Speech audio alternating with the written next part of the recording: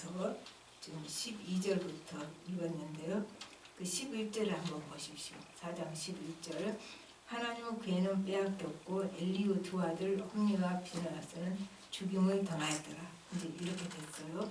그러니까 이 상황에서 12절부터 18절까지는 그날 한 베냐민 병사가 나와서 이스라엘이 블레셋에게 대패했다는 소식을 전합니다. 그리고 이제 16절부터 17절까지는 뭐라고 말하냐면은 나는 진중에서 도망하여 나온 자라. 이스라엘 백성이 도망했고 당신의 두 아들 홈리와 비느하스는 죽고 하나님의 기회는 빼앗겼습니다. 이렇게 말을 합니다.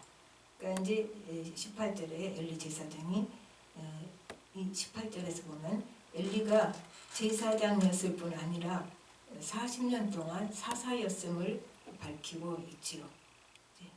그리고 이 엘리는 이 위급한 상황에서 대제사장으로서 하나님께 회개하고 간절한 기도를 올렸어야 하는데 하나님의 관계가 멀어져서 평소에 기도 안 하다가 급한데 갑자기 기도가 나오겠습니까?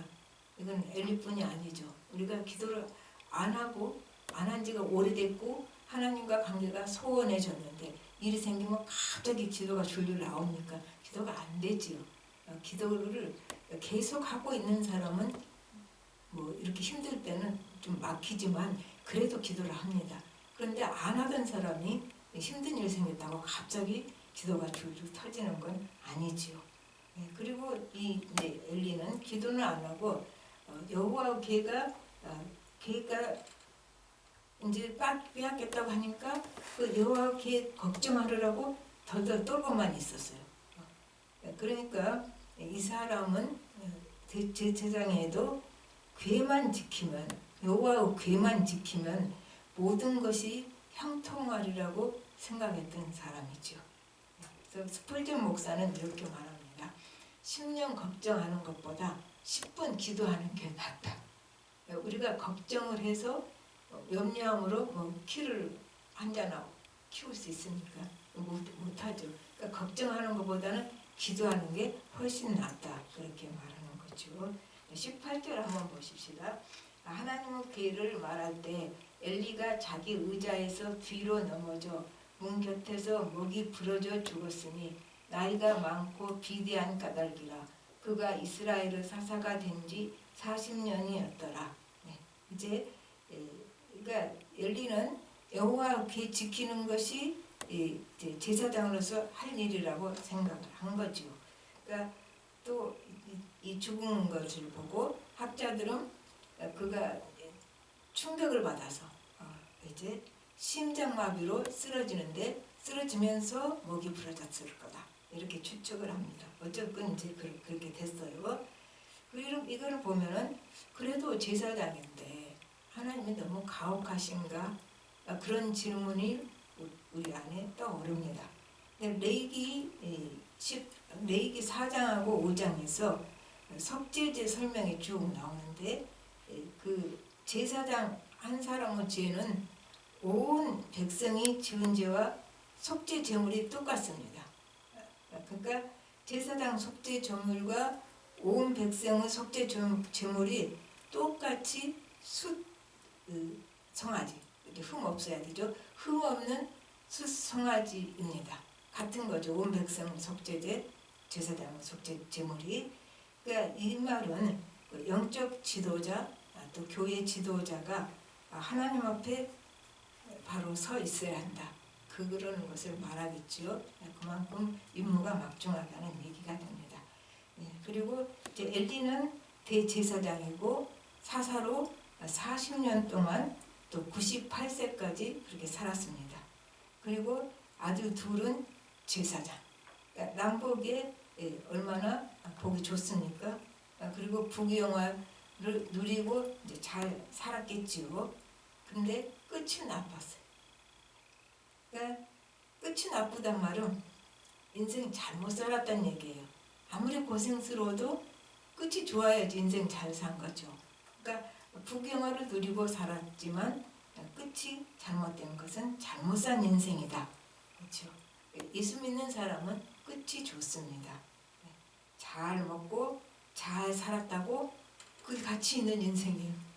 그건 아니죠. 잘 먹고 잘 살았다고 가치 있는 인생이 아니고 또 이제 그 엘리는 자식 잘 못 키우고 부패한 이스라엘을 영적으로 잘못 인도해서 자기 사명을 온전히 감당 못했었어요. 그러니까 하나님 주신 그 영적 지도자로서 사명은 감당 안 하고 자신의 일신의 호사만 누리고 살았던 거죠. 그러니까 우리가 그 힘들고 어려운 일이 있어도 하나님이 각자에게 주신 사명은 잘 감당한 인생이 감사와 기쁨으로 가득 찬 아름다운 인생입니다.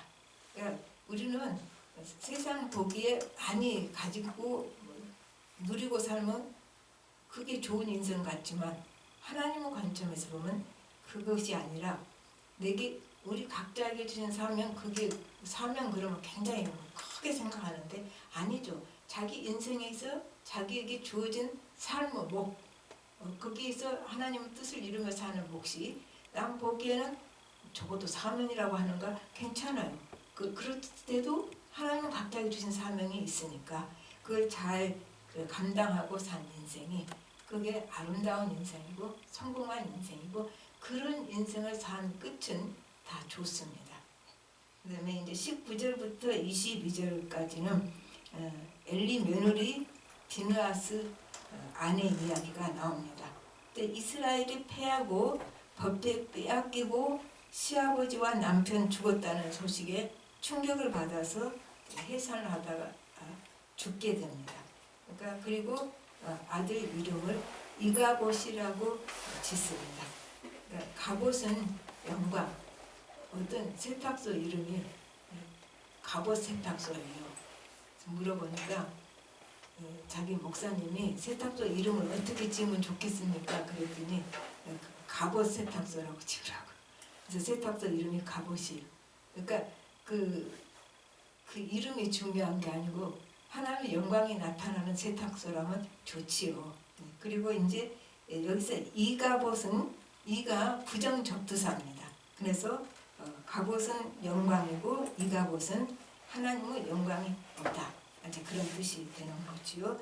그러니까 비느하스 아내가 아들을 이가봇이라고 이름을 짓는 것은 그녀에게 있어서는 하나님의 영광은 뭐예요?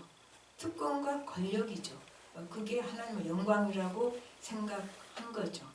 그리고 또 이 자기가 누렸던 그 풍족했던 그 자기 삶을 보장했던 것은 남편의 직위, 제사장, 그리고 이제 또 하는 일, 하나님 언약궤 지키는 것, 이것이 자기 그 풍족한 인생을 보장해 준다고 생각을 했던 것이죠.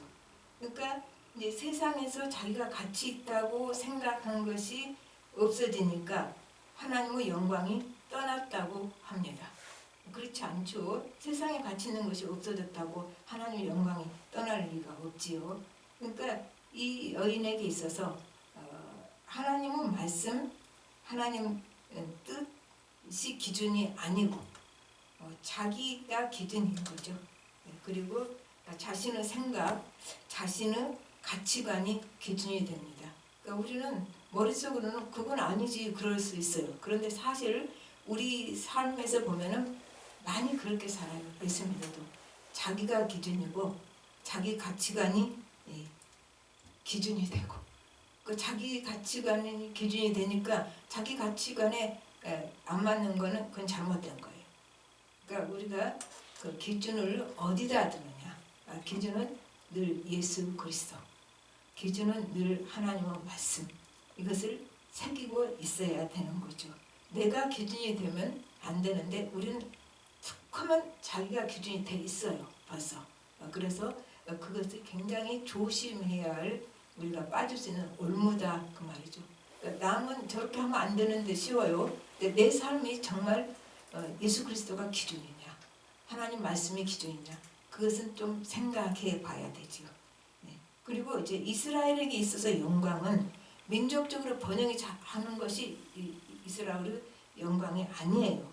이스라엘은 하나님이 선택했잖아요. 그러니까 하나님의 임재하심, 하나님이 함께하심, 또 하나님 왕이심, 이게 이스라엘의 영광이에요. 그래서 왕이셔서 이스라엘 백성과 언약을 세우고 그 언약을 지키시는 거죠. 그래서 언약대로 돌보시고 언약대로 메시아가 오시게 하시고 이것이 이스라엘의 영광이에요. 사실은. 그러니까 하나님이 이렇게 이스라엘을 끌고 가는 것, 그것이 영광이잖아요. 근데 이거를 몰라. 지금 이 사람들 모르는 거죠. 그러니까 자기 일신의 영역이 영광이라고 생각을 한 거죠. 요한복음 17장 4절에서는 예수님이 이렇게 말씀하십니다. 아버지께서 내게 하라고 주신 일을 내가 이루어 아버지를 이 세상에서 영화롭게 하였사오니. 예수님은 하나님이 자기에게 주신 사명, 구원 사명, 십자가 죽으심, 이것을 감당해서 하나님께 영광을 영화롭게 하셨다고 말합니다. 그러니까 영화롭게 했다고 하고 영광을 돌렸단 말이 뭐가 다르냐? 같은 말이에요. 우리가 말을 한국말을 그렇게 영화롭게 했다. 글로리파이. 그다음에 영광 돌리다. 브링 글로리.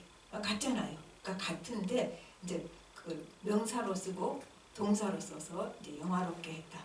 그러니까 예수님이 자기에게 주신 사명 감당해서 하나님을 영화롭게 했다. 영광 돌렸다고 하셨듯이 우리가 하나님께서 하라고 하신 일 잘 감당할 때 하나님께서 영광 받으십니다. 그게 무슨 아무 눈에 대단하게 보일 것이 아닐 수 있어요. 아주 작게 내가 해야 할 일, 그걸 내가 사명이라고 생각한다면 내가 힘들어도 그걸 잘 이뤄갈 때 그것이 이제 하나님께 영광 돌리는 삶이다. 하나님의 영광이 그러면 뭔가 하나님이 누구신가가 드러나는 것이 하나님의 영광이에요. 그러니까 전쟁에서 하나님이 이기게 했을 때 하나님의 영광이 나타났다. 그렇게 말하잖아요. 그러니까 하나님이 하나님 대심이 드러날 때 그것이 하나님의 영광이 나타났다. 그렇게 하시죠. 그러니까 우리에게는 주어진 일, 주어진 사명 잘 감당할 때 하나님이 영광 받으신다. 그 말이죠. 그런데 하나님의 영광이 나타나기 전에 지금 우리 본문에서 읽은 거예요. 수치스러운 일은 먼저 제거되어야 하지요. 이제 이스라엘 백성이 하나님과 관계가 깨어졌잖아요. 지금 사사기 마지막이니까. 그 깨어진 삶이 무너져야 해요. 옛것이 무너지지 않으면 새 것을 세울 수가 없다고 말이죠. 그러니까 하나님과 관계가 깨어진 그 삶, 그것이 무너져야 새로운 삶이 시작되고 그때 하나님의 영광이 다시 나타났을 때 새로운 시작이 온전히 시작될 수 있다는 얘기입니다. 그러니까 옛것, 나쁜 거, 수치스러운 거 이거는 무너져야지 새 것이 세워질 수 있다 얘기죠. 그러니까 언약계 빼앗긴 거, 그 하나님의 영광 빼앗긴 것이 아니라 언약계 빼앗긴 것은 과거 청산이에요. 언약계를 미신적으로 섬겼잖아요. 언약계를 하나님처럼 섬긴 거예요. 언약계는 언약계죠. 하나님은 상징이죠. 그런데 그 상징을 미신처럼 섬겼으니까 그 미신적인 신앙을 가진 이제 엘리 시대가 막이 내려지고 그리고 이제 하나님 말씀으로 백성을 지도한 사무엘을 통해서 이제 이스라엘의 영적 각성이 일어났죠. 그럴 때 새 시대가 열리는 사건이 되는 거죠. 그러니까 언약계 빼앗긴 것이 새 시대가 열리는 사건이다 그 말이죠. 그러니까 우리 삶에서도 마찬가지죠.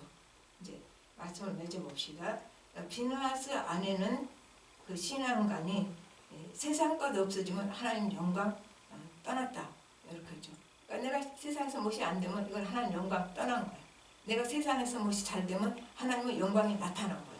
이거는 지금 잘못된 것이라는 얘기가 되죠.